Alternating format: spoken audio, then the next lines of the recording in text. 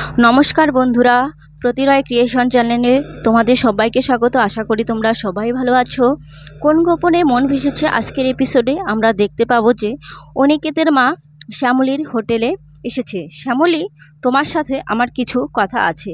শ্যামলী কাকাকে বলল, মাংসটা একটু দিয়ে দাও না, আমি আসছি। অনির মা শ্যামলীকে বলছে, অনির প্রাণের দাম নেই তোমার কাছে, আমার সংসারের কারো প্রাণের দাম নেই। তা না হলে কিঞ্জল আমার কাছ থেকে এভাবে হারিয়ে যেত না।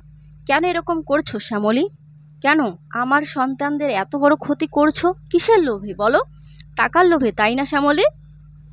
তুমি আসলে টাকা চাও? কত টাকা চাও শ্যামলী? যত টাকা চাও তত টাকাই আমি তোমাকে দেব। আমার ছেলেকে ছেড়ে তুমি চলে যাও শ্যামলী। শ্যামলী বলে উঠল, তা হয় না ম্যাডাম, আমি চাই আপনি আমায় একটু বুঝুন।